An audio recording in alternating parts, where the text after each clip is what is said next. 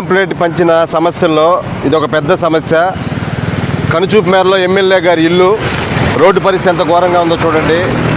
ఈ రోడ్లో కానీ వాహనాలు ప్రయాణం చేసినా, బండ్లు ప్రయాణం చేసినా, ఆటోలు ప్రయాణం చేసినా సాయంత్రానికి ఇంటికి వెళ్తే తీవ్రమైనటువంటి నడువు నొప్పితో బాధపడేటటువంటి పరిస్థితి ఉంది. మెయిన్ రోడ్ ఇది చూడండి ఎంత అధ్వానంగా, ఎంత దారుణంగా ఉందో.